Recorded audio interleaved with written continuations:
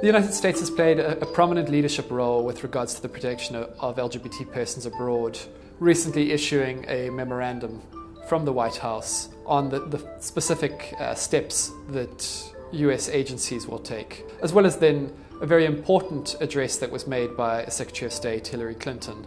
Today I want to talk about the work we have left to do to protect one group of people whose human rights are still denied in too many parts of the world today.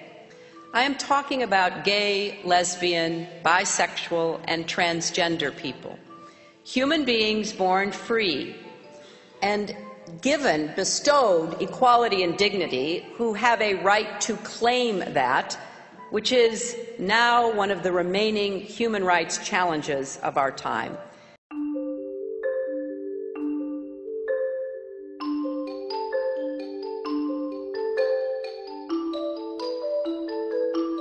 Having seen the challenges that are being faced in East Africa, we as Human Rights First are encouraging the United States to follow up on its commitments to protecting LGBT persons abroad, including LGBTI refugees in Kenya and Uganda. In both countries, it's more or less the same situation. There is no access to other communities or a possibility for the refugees to live anywhere but within the refugee community itself, because the camp is isolated. And being contained in this situation, it becomes very difficult for LGBT refugees to actually conceal their sexual orientation or gender identity. And once they become outed, they are basically sitting ducks for persecution by their own community in exile.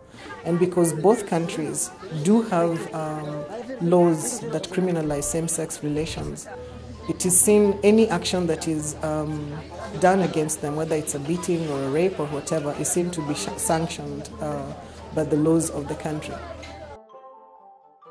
We've seen that the United States has the ability to resettle people faster than normal on a case-by-case basis, but certainly we would encourage the US to developing a more formalized system so that a greater number of people can access the system.